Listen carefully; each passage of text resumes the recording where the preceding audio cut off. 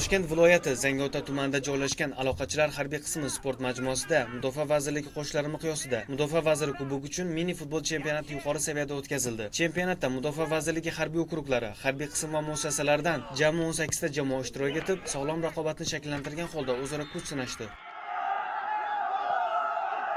Ushbu chempionat xalqaro mini futbol nizomiga asosan 4 ta guruhga ajratilgan tarzda o'tkazildi. Jamoalar yakuniga yetgan musobaqaning natijalariga ko'ra, umumjamoa hisobida quyidagi o'rinlarni qo'lga kiritishdi. 3-o'rin markazga bo'ysunuvchi harbiy qism jamoasiga, 2-o'rinni esa Toshkent harbiy okrug jamoasi, faxrli 1-o'rin Janubiy harbiy maxsus harbiy okrug jamoasiga nasib etdi.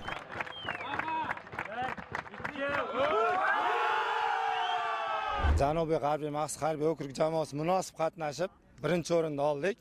G'oliblik hozir taassurotlar boshqacha. Jamoalar juda kuchli edi. Maydonda omadi kelgan kuchli jamoa g'alaba qozondi deb o'ylayman. Jamoamiz 1-o'rinni oldi. Xursandmiz, hamma xursand. Jamoada men darvozabon rolida o'ynadim. Oxirgi final uchrashuvi Toshkent harbiy okrugiga qarshi o'yin olib bordik. Hisob asosiy vaqtda 1-1 tugadi. Shu penaltilarda g'olib aniqlandi. 4-3 hisobida Janubiy harbiy maxsus okrug g'alaba qozondi. O'zbekiston Respublikasiga sadoqat bilan